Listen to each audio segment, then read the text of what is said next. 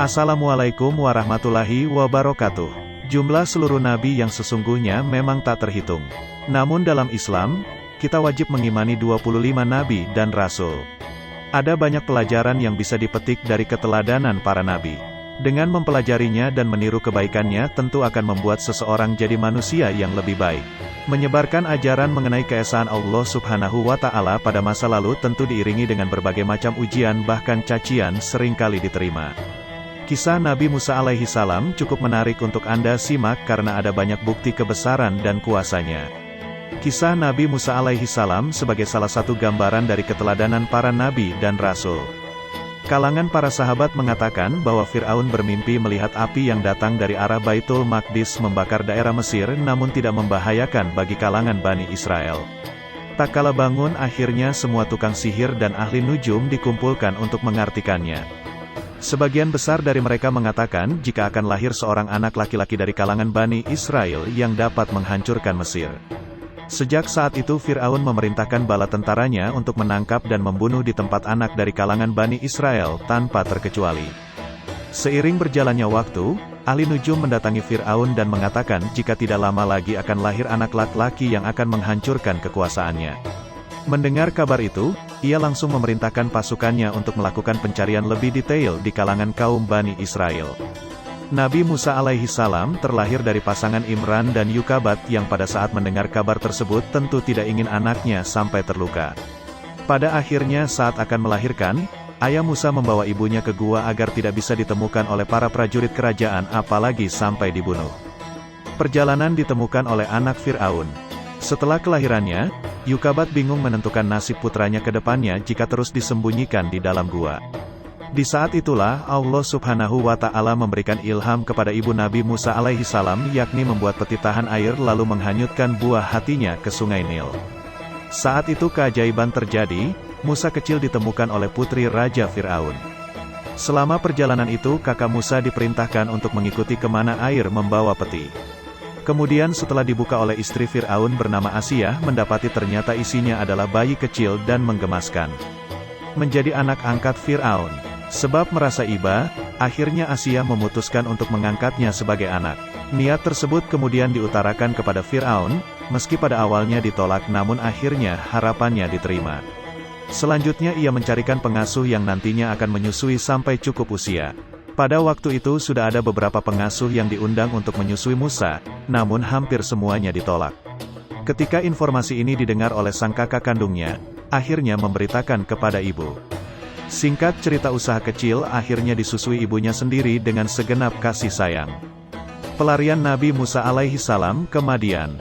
Musa dididik sebagaimana anak raja pada umumnya, hingga suatu ketika setelah memasuki masa remaja ia berjalan-jalan ke kota dan mendapati dua orang sedang bertengkar. Antara keduanya berada di kaum berbeda yaitu Bani Israel dan pengikut setia Fir'aun. Kian lama perdebatan makin memanas. Akhirnya Musa turun tangan dan memukul pasukan Fir'aun sampai meninggal untuk membela kaum Bani Yahudi. Atas kejadian itu, ia ketakutan jika akan mendapatkan hukuman dari sang ayah angkat. Setelah itu Musa melarikan diri keluar Mesir dan menuju arah Madian. Pertemuan dengan putri Nabi Syuaib alaihi salam. Saat di perjalanan menuju Madian, beliau bertemu dengan sekelompok orang yang sedang berebut air sekitar sumur untuk memberikan minum hewan ternaknya masing-masing. Di sisi lain ada dua perempuan berdiri dengan niatan sama namun hanya berdiri di sekitarnya saja. Lantas Musa bertanya kepada keduanya tentang alasan mengapa tidak mendekati sumur dan berebut air untuk memberi minuman kepada ternaknya. Mereka pun menjawab bahwa seorang perempuan tentu tenaganya tidak sekuat laki-laki. Akhirnya Musa membantunya agar mendapatkan air. Sesampainya di rumah, bertemulah Musa dengan ayah kedua anak tersebut yang ternyata merupakan putri dari Nabi Syuaib alaihi salam. Kemudian antara keduanya mulai berbincang mengenai hal yang dialami oleh Musa. Terutama perihal alasannya lari ke Madian sendirian tanpa adanya pengawalan. Kisah selanjutnya menceritakan tawaran Nabi Syuaib alaihi salam untuk menjadi penggembala ternak. Dengan imbalan ketika sudah dewasa kelak berhak memilih salah satu di antara kedua putrinya. Tanpa terasa sudah berjalan 10 tahun Musa berada di Madian, namun pikirannya tertuju dengan keadaan Bani Israel. Pertama kali turunnya wahyu. Setelah menikah dengan Safura, beliau dan sang istri memutuskan untuk pergi ke Mesir. Sesampainya di sebuah bukit yang belakangan diketahui bernama Tursina, ia melihat seberkas cahaya memancar. Singkat cerita, karena penasaran akhirnya beliau berjalan mendekatinya. Setibanya di dekat cahaya, terdengar suara yang menyatakan mengenai terpilihnya sebagai Nabi Allah. Kemudahan, Musa meminta saudaranya yakni Harun juga mendapatkan wahyu untuk membantunya dalam berdakwah sebab semasa kecil ia pernah memakan bara api yang membuat lidahnya cacat. Dakwah Nabi Musa alaihi salam kepada Firaun. Turunnya wahyu menandakan bahwa Musa sudah diangkat menjadi seorang nabi yang bertugas menunjukkan kebenaran kepada umatnya, terutama Firaun. Bersama saudaranya, akhirnya beliau berangkat menuju istana untuk menunjukkan jalan kebenaran supaya tidak tersesat. Kenyataan pahit harus diterimanya karena ternyata Firaun menolak dengan mentah-mentah. Lantas meminta bukti atas kekuasaan Allah. Mulanya ia menyuruh ahli sihir melemparkan tali dan akhirnya berubah menjadi ular. Sedangkan Nabi Musa alaihi salam mendapatkan perintah melemparkan tongkatnya. Firaun juga mengaku dirinya sebagai Tuhan yang membuat Nabi Musa alaihi salam dan para pengikutnya pergi meninggalkan Mesir. Perlawanan Nabi Musa alaihi salam terhadap Firaun. Tongkat yang berasal dari kayu tersebut akhirnya juga berubah menjadi ular yang memakan ciptaan penyihir tadi. Melihat kejadian itu, Firaun marah dan tetap tidak mau beriman sedikit pun kepada Allah. Bahkan ia mengatakan bahwa Nabi Musa alaihi salam adalah seorang penyihir licik yang berbahaya. Kejadian ajaib lainnya pun muncul, yaitu ketika Musa meletakkan tangan ke dalam sakunya dan mengeluarkannya, maka terlihat sinar menyilaukan. Sampai-sampai Firaun meminta untuk memasukkannya kembali. Meskipun sudah tunjukkan kuasa Allah, namun keingkaran tetap di hatinya. Peristiwa pertemuan Nabi Musa alaihi salam dan Nabi Khidir alaihi salam. Nabi Khidir sendiri dipercaya memiliki banyak kelebihan yang diberikan Allah untuk menunjang dakwahnya kepada manusia. Awal pertemuannya disebabkan pada saat Nabi Musa alaihi salam ditanya siapakah yang paling pintar, maka ia menjawab bahwa dirinya dan tidak merujukkannya kepada Allah subhanahu wa ta'ala. Selanjutnya disebutkan bahwa Allah berfirman jika memiliki hamba yang jauh lebih pintar berada di antara pertemuan dua laut. Dengan diikut sahabatnya bernama Yusya bin Nun yang disuruhnya membawa ikan. Jika nantinya melompat ke dalam air, maka tempat itu menjadi lokasi pertemuannya. Peristiwa yang menguji kesabaran Nabi Musa alaihi salam. Pada saat Nabi Musa dan temannya merasa kelelahan, akhirnya memutuskan untuk berhenti dan beristirahat. Saat itulah ikan yang dibawa Yusya bin Nun melompat ke air, namun disayangkan ia lupa memberitahukan kepada Nabi Musa alaihi salam. Akhirnya setelah sehari semalam kabar itu diutarakan. Akhirnya keduanya datang kembali pada tempat di mana ikan tadi tercebur, kemudian disitulah pertemuan antara Nabi Musa dan Nabi Khidir. Setelah perbincangan yang cukup pelik, akhirnya mereka memulai perjalanan bersama, tetapi ada banyak kejadian janggal, misalnya tragedi berlubangnya perahu. Jawab atas perilaku aneh dari Nabi Khidir alaihi salam. Saat perjalanan bersama Nabi Khidir alaihi salam, Nabi Musa alaihi salam diliputi tanda tanya besar terkait beberapa tindakan beliau, mulai dari melobangi perahu, membunuh anak kecil, dan memperbaiki tembok yang akan roboh. Semuanya sebenarnya memiliki makna tersendiri, berikut penjelasannya. Peristiwa melobangi perahu bertujuan untuk menghindar terjadinya perampasan oleh penguasa kejam sehingga mereka akan kehilangan kendaraannya. Sedangkan pembunuhan terhadap anak kecil karena ditakutkan saat dewasa nantinya bisa menjerumuskan orang tuanya ke jalan kekufuran. Di samping itu Nabi Khidir alaihi salam juga berdoa kepada Allah agar diganti dengan buah hati yang baik. Pendirian tembok bertujuan untuk melindungi anak yatim yang berada di dalamnya agar tidak tertimpa reruntuhan. Kematian Nabi Musa alaihi salam. Kisah mengenai wafatnya Nabi Musa alaihi salam memang sedikit membuat bertanya-tanya, karena pernah terjadi pemukulan dengan menamparkan sampai bola matanya pecah ketika malaikat Israel mendatangi beliau. Sampai pada akhirnya memilih untuk diwafatkan. Hal ini diriwayatkan pada sebuah hadits. Hiruk-pikuk dunia seringkali membuat Nabi Musa alaihi salam lelah dan akhirnya ingin bertemu dengan Allah subhanahu wa ta'ala.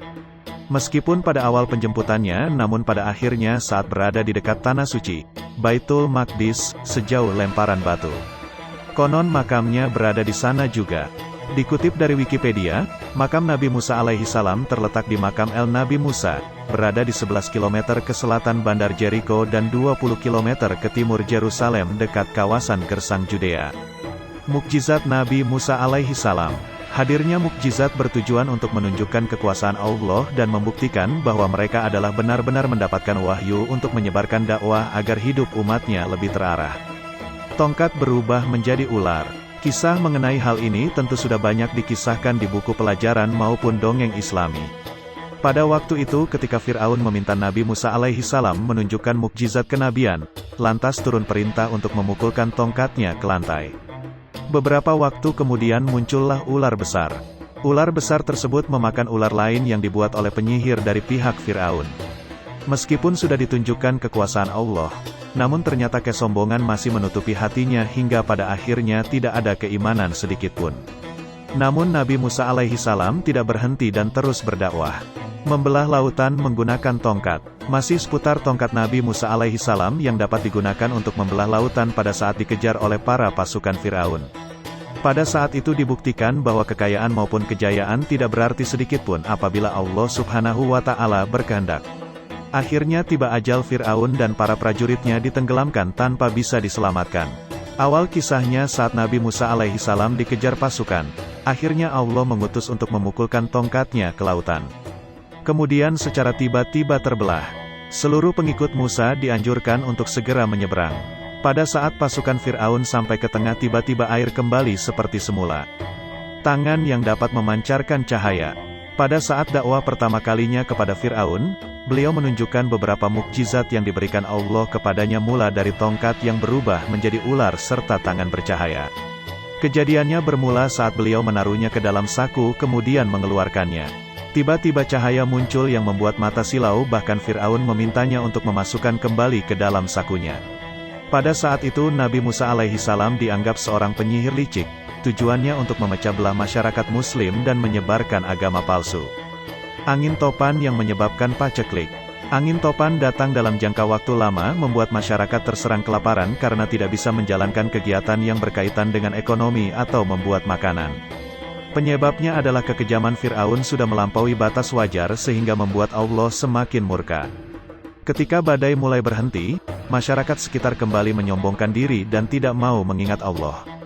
Bahkan justru muncul perkataan bahwa semuanya karena usaha mereka sendiri tanpa adanya campur tangan dari Zat yang Maha Kuasa. Tentunya kemurkaan Allah semakin meningkat. Membanjirnya katak. Suatu waktu terjadi serangan katak yang bersumber dari Sungai Nil kemudian beranjak masuk ke rumah warga. Meski tidak berbahaya namun sangat mengganggu mulai dari suaranya serta kencingnya mengakibatkan masalah kulit. Selain itu juga memancing kedatangan ular berbisa untuk memakannya. Katak yang mati menyebabkan bau busuk menyeruak di sekitar tempat tinggal masyarakat. Akibatnya mereka menjadi sibuk membersihkan bangkainya. Di samping itu, kuman dan penyakit mudah berkembang biak. Pada akhirnya masyarakat mengidap berbagai macam penyakit. Mengubah air menjadi darah.